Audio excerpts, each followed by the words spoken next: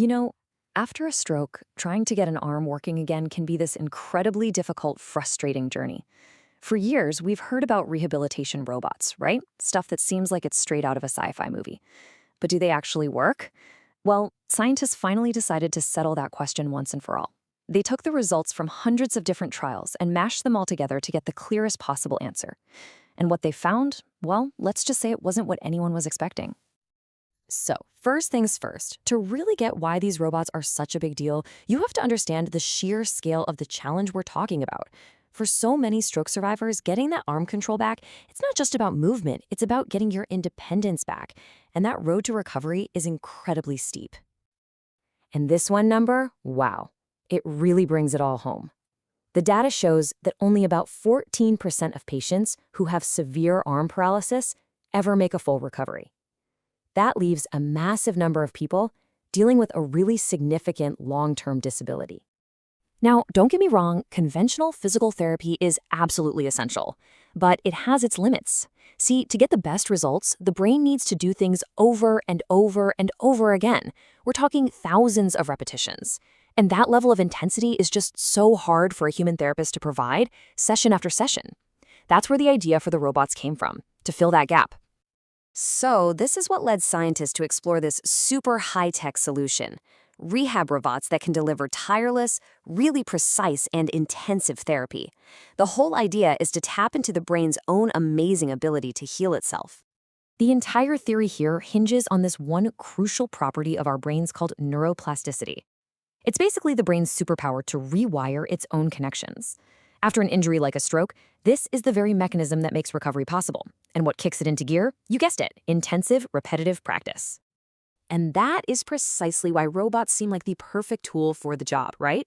They are designed to deliver exactly what the healing brain is craving.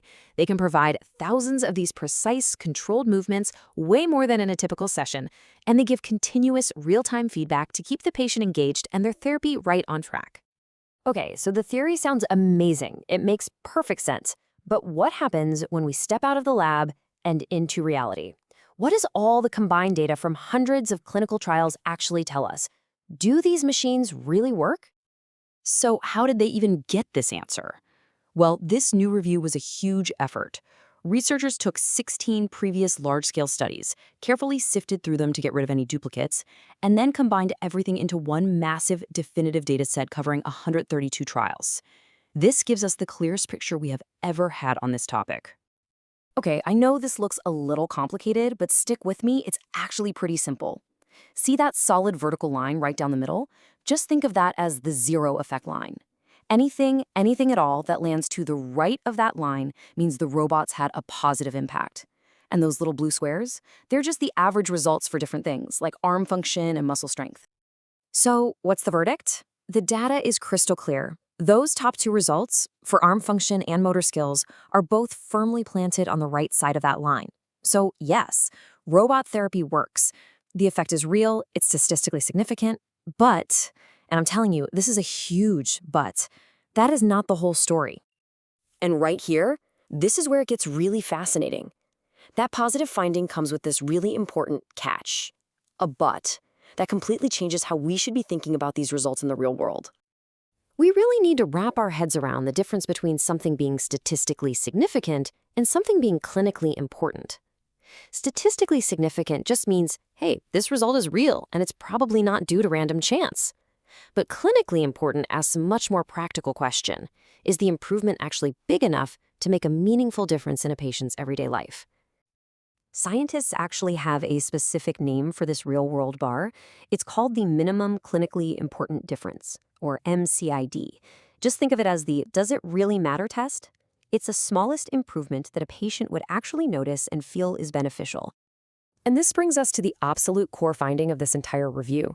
The authors concluded that even though the improvements from the robot therapy are real, they're just consistently too small. They never managed to cross that critical threshold. So, to put it plainly, the average patient just wouldn't feel a big enough difference to change how they live their day-to-day life.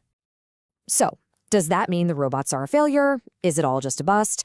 Well, not at all. Actually, if you dig into the data, there's a surprisingly optimistic sign for the future. What's kind of wild is just how consistent this small but positive effect was. It didn't matter if the patient was early or late in their recovery. It didn't matter what type of robot they used or even how long the therapy lasted.